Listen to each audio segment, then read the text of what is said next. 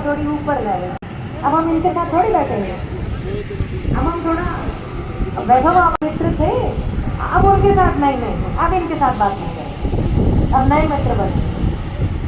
तो ये हमारे अंदर आता है। जब वैभव संपत्ति आ जाती है तो फिर मन में ये भी लगता है आप इन छोटे लोगों से बात करेंगे तो फिर हमारा लेवल भी डाउन हो जाएगा। जो बड़े लेवल वाले हैं वो सोचेंगे अरे इनके ऐसे मित्र आ रहे हैं। तो ये प्रवृत्ति हमारे अंदर हावी हो जाती है ना। जब अनीति का धन आता है, जब अनीति का स्वर्ण आता है, संपत्ति लिखी हुई है और तो वो क्या करे, क्या करे? अब अगर धन है, संपत्ति है, भोग विलास प्रभु को अर्पण करे, फिर वो प्रसाद बन जाएगा, उसके जो दुर्गुण है वो निकल जाएगा, फिर उसे ग्रहण करे। तो वो जो फिर एक भावना मन में जागृत होती है अपने आप को बड़ा मानने की, फिर वो नहीं है। अब यहाँ तो लेकिन ऐसा हो गया, त्याग कर गंगा तट पर जाकर बैठ गए। 7 दिन के बाद उनको लगा कि वैसे ही अब मुझे तो मेरे प्राण चले ही जाएंगे, तो मैं अब यहाँ बैठ जाऊँगा।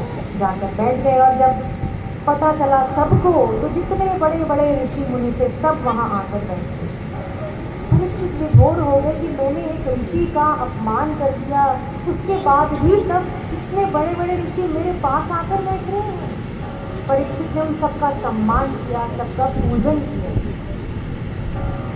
और तभी अचानक से वहाँ पर प्रभु प्रकट हो गए। प्रभु प्रकट हो गए। कौन से प्रभु? तो बड़े सारे प्रभु है ना, सीता जी, राम जी, कृष्ण जी, बलराम जी है, भोलेनाथ जी, बहुत सारे प्रभु। कौन से प्रकट हो गए? भागवत कहती है वहाँ पर सुखदेव जी प्रकट हो। 16 साल के केवल दिखने को, और जिन ऋषियों की आयु 10-10 हजार वर्ष की, वो उसमें उन्हें प्रणाम करने लगे। सबको लगा कि कौन है ये जिनको सब प्रणाम कर रहे हैं, देखने में तो छोटे से लग रहे हैं। परीक्षित को लगा कि कोई,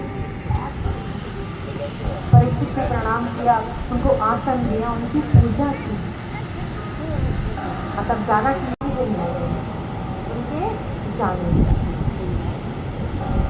और अब वो चाहते हैं कि उनसे पूछते हैं कि एक जो जाने वाला व्यक्ति है, जिसे मालूम होगा उसे अपने जीवन में क्या करना चाहिए।